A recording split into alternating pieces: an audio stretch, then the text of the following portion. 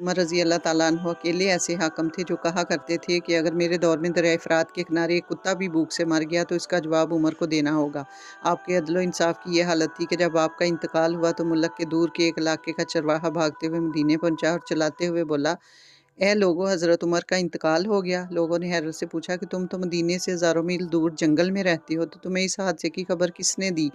चरवाहे ने बोला, जब हज़रत उमर ज़िंदा थे तब तक मेरी भेड़ें जंगल में बेखौफ फिरती थीं, लेकिन आज पहली बार एक भेड़िया मेरी भेड़ के बच्चे को उठाकर ले गया। मैंने भेड़िए की हिम्मत से जान लिया कि हज़रत उमर अब इस दुनिया में नहीं रहे। लाहौर के मुसलमानों ने एक बार अंग्रेज़ सरकार को धमकी दी थी कि अगर हम घरों से निकल पड़े तो तुम्हें चंगेज़ खान याद आ जाएगा। उस पर जवाहरलाल नेहरू ने मुस्कुराकर कहा था, अफ़सोस, आज चंगेज़ खान की धमकी देने वाले मुसलमान ये भूल गए कि उनकी तारीख में एक हज़रत उमर भी थे, जिनके बारे में यूरोपियन स्कॉलर मानते हैं कि अगर एक और उमर होता तो पूरी दुनिया में सिर्फ इस्लाम दीन ही होता।